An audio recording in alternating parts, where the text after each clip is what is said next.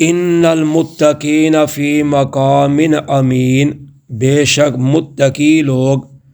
امن والی جگہ میں ہوں گے، فی جنات و عیون، باغوں میں اور چشموں میں، یلبسون من سندس و استبرق متقابلین، وہ پہنیں گے ریشم اور بریق اور موٹے کے لباس، آمنے سامنے بیٹھے ہوں گے۔ اب اللہ تعالیٰ دوسرے گروہ کا تذکرہ کرتے ہیں۔ پہلے اللہ تعالیٰ نے جہنمیوں کا تذکرہ کیا تھا، جو اللہ کے نافرمان باغی لوگ ہیں، دنیا میں زندگی گزار کے جاتے ہیں، ان کا جو انجام تھا اللہ نے وہ بیان کیا۔ اب اس کے مقابل اللہ تعالیٰ متقی، پرہیزگار، ڈرنے والے اللہ سے، ان کا اللہ تعالیٰ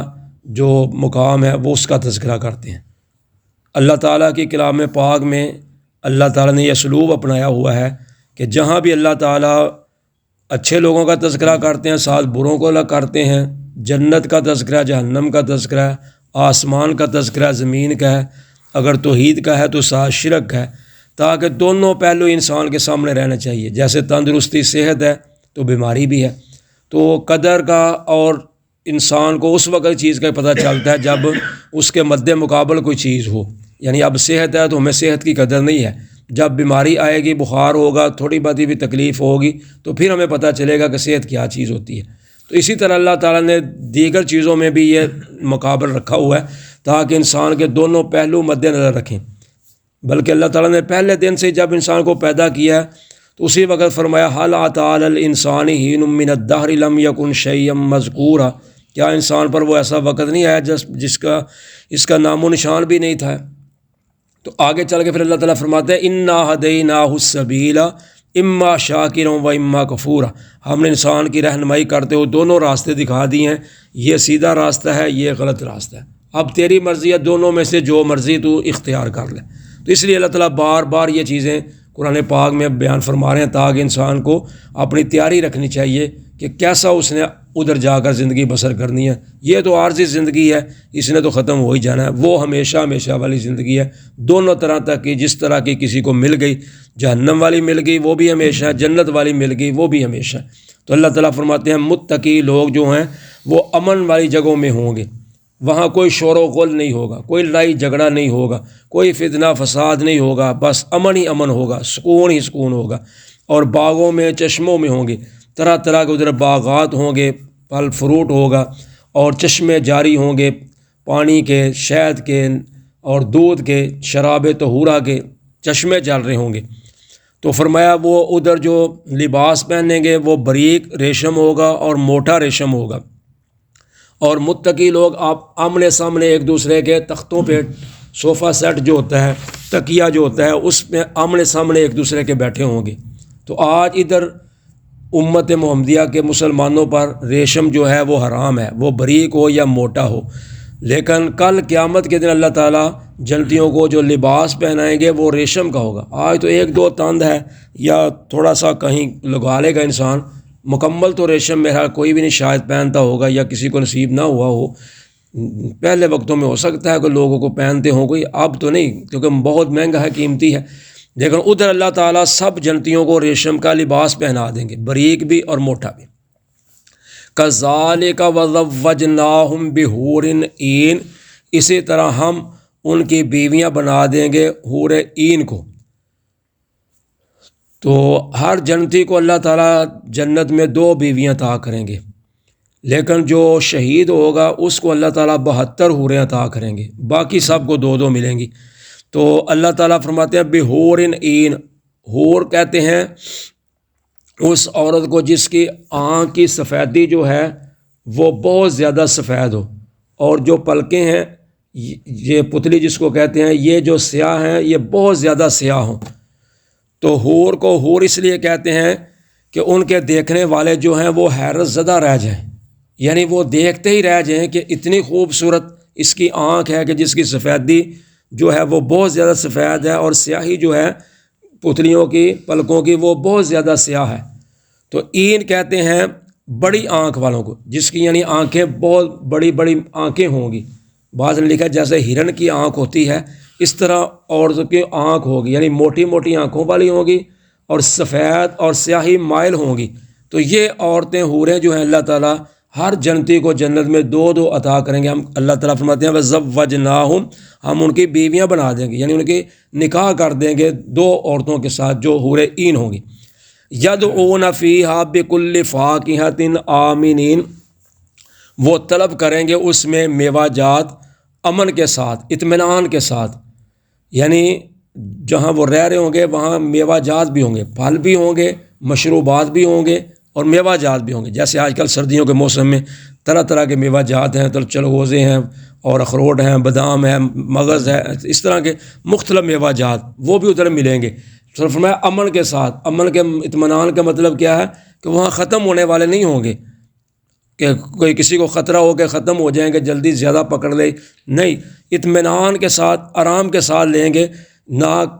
ختم ہونے کا خطرہ ہوگا، نہ کسی قسم کی بیماری کا کوئی خطرہ ہوگا کہ کھانے کے ساتھ کوئی گلا نہ خراب ہو جائے یا کھانے کے ساتھ کوئی کھانسی وغیرہ نہ لگ جائے۔ جیسے آج مونگ پھلی یا بندہ کھائے تو کھانسی بھی لگ سکتی ہے، لیکن ادھر یہ چیزیں میوہ جات جو انسان کھائے گا نہ اس کو کھانسی، بخار، نہ نزلہ، زکام لگے گا، نہ ختم ہونے والی چیز ہوگی۔ تو یہ ہے اطمینان کے ساتھ وہاں طلب کریں گے جو چاہیں گے۔ لا یذوقون فیہا الموت الا الموتۃ الاولی، نہیں وہ چکھیں گے اس میں موت کی سختی کو مگر وہی موت کی سختی جو پہلی بار تھی۔ ووقاہم عذاب الجحیم، اور ان کو بچا لیا گیا ہے عذاب جہنم کے عذاب سے۔ تو اللہ تعالیٰ فرماتے ہیں وہاں موت کی تلخی نہیں ہوگی، وہی صرف تلخی ہوگی جو انہوں نے پہلے چکھ لی ہوئی ہے، یعنی دنیا میں جو فوت ہو چکے تھے وہی تھی، اب موت نہیں ہے۔ جیسے پہلے بھی کئی دفعہ بیان کیا گیا ہے کہ اللہ تعالیٰ مینڈے کی شکل میں اس کو لا کر جنت اور جہنم کے سامنے رکھ کر اس کو ذبح کر دیں گے کہ آج کے بعد جنت والوں نے بھی ہمیشہ رہنا ہے، جہنم والوں نے بھی ہمیشہ رہنا ہے، موت نہیں اب آئے گی۔ فضلا من ربک، فرمایا یہ آپ کے رب کا فضل ہے، ذالک هو الفوز العظیم، اور یہی بہت بڑی کامیابی ہے۔ تو یعنی آخر کار یہ ہے کہ اللہ کا فضل ہی ہوگا جس پہ ہوگا، ورنہ اپنے اعمال کی بنا پر نہیں ہے۔ جو ہم اعمال کرتے ہیں نا وہ تو ہم اللہ کے جتنے احسانات ہم پر ہیں ہم ان کا شکر ہی نہیں پورا ادا کر سکتے۔ اگر کر بھی دیں مثال کے طور پہ تو پھر شکر ہی ہم نے ادا کیا ہے نا، اللہ کی نعمت کا بدلہ ہی دیا ہے نا، یعنی کسی کو کام پہ لگاتے ہیں تو اس کی مزدوری دی ہے، اس کو زائد تو نہیں دیا۔ تو اس لیے ہم اگر اللہ کا شکر ادا کرتے بھی ہیں تو صرف اس کی نعمت کا ہی کرتے ہیں نا، اس کا بدلہ تو نہیں ہمیں آگے مل سکتا، وہ تو برابر ہو گیا۔ لیکن اللہ تعالیٰ کا فضل ہوگا کہ اللہ اس کے بدلے آگے جنت بھی عطا کریں گے۔ تو اس لیے فرمایا فضلا من ربک، یہ آپ کے رب کا فضل ہے اور یہی اصل میں کامیابی ہے۔ فإنما یسرناہ بلسانک، بس بے شک ہم نے اس کو آسان بنایا ہے آپ کی زبان میں، لعلہم یتذکرون، شاید کہ وہ نصیحت حاصل کر لیں۔ تو اللہ تعالیٰ فرماتے ہیں ہم نے قرآن کو آپ کی زبان میں آسان بنایا، چونکہ آپ عربی تھے اور مکے والے بھی عربی تھے، تو عرب کا علاقہ تھا، اس لیے اللہ تعالیٰ نے قرآن پاک کو عربی زبان میں اتارا تاکہ سمجھنے والے کو آسانی ہو۔ لیکن آج لوگوں نے اتنا مشکل کر دیا ہے کہ آج لوگ کہتے ہیں جی تم پڑھ نہیں سکتے ترجمہ، تم اس کا معنی مفہوم ہی نہیں سمجھ سکتے، جیسے جس طرح پہلے اس کے علوم حاصل نہ کرو۔ یعنی لوگوں کو کئیوں نے 12 علوم بنائے ہوئے ہیں، کئیوں نے کئی اس سے بھی زیادہ بنائے ہوئے ہیں، ہاں اتنے علوم پہلے حاصل کرو گے تو پھر تم اس کا معنی مفہوم سمجھ سکتے ہو، ورنہ تم نہیں سمجھ سکتے۔ تو حالانکہ یہ مشکل تو آج ہے ہی نہیں، اللہ نے اتنا آسان کر دیا، ہر زبان میں اللہ تعالیٰ نے اس کے تراجم اور تفاسیر بنوا دی ہیں، آج تو مشکل ہے ہی نہیں۔ لیکن آج لوگ وقت نہیں نکالتے اس کو پڑھنے کا، سمجھنے کا۔ آج موبائل پہ میسج آ جائے تو وہ تو ہم پڑھتے ہیں کہ کیا آیا، اگر نہ سمجھ آئے کسی سے پڑھا لیتے ہیں، شاید کوئی لاٹری نکل آئے، کوئی نام ہی نکل آیا ہو، لیکن قرآن پاک کو نہیں ہم سمجھتے کہ یہ اللہ نے کیا کہا ہے۔ تو اس کو پڑھنا تو ٹھیک ہے۔ میں ایک دن ڈاکٹر ذاکر نائک کا سن رہا تھا کلپ، وہ کہہ رہے تھے دنیا میں سب سے زیادہ پڑھی جانے والی جو کتاب ہے وہ قرآن پاک ہے، اور سب سے زیادہ نہ سمجھ کر پڑھنے جانے والی وہ جو کتاب ہے وہ بھی قرآن پاک ہے۔ یعنی باقی کتابیں تو ہم سمجھ کر پڑھتے ہیں، لیکن قرآن ایک ایسی کتاب ہے جس کو ہم سمجھ کر پڑھتے ہی نہیں، صرف ہم ثواب سمجھ کے پڑھ لیتے ہیں اوپر، لیکن اس میں غور نہیں کرتے کہ لکھا کیا ہے، اس کا مطلب کیا ہے، معنی کیا ہے، وہ نہیں ہم غور کرتے، جس کی وجہ سے آج ہم شرک میں،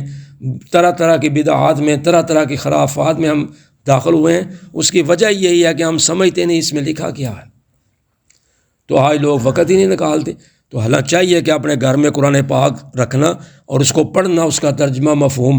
2 آیات، 1 آیت، 1 حرف بھی بندہ روزانہ کا پڑھتا جائے تو کہاں کا کہاں بندہ پہنچ جاتا ہے۔ اخبار بھی تو روزانہ بندہ پڑھتا ہے، اس کے میسج بھی تو روزانہ موبائل کے بندہ چیک کرتا ہے، پڑھتا ہے۔ تو قرآن پاک ایک ایسی مظلوم کتاب ہے جس کو ہم نے لپیٹ کے سنبھال کے بس رکھا ہوا ہے گھر میں، کبھی کبھی رمضان میں پڑھ لیا یا کبھی کسی وقت دل اٹھایا تو پڑھ لیا، ورنہ رکھ دیا، پڑھتے ہی نہیں ہم قرآن پاک کو۔ تو اللہ تعالیٰ فرماتے ہیں ہم نے آسان بنایا تاکہ شاید لوگ نصیحت حاصل کریں۔ فرتقب انہم مرتقبون، پس آپ انتظار کریں، بے شک وہ بھی انتظار کرنے والے ہیں۔ تو فرمایا آپ انتظار کریں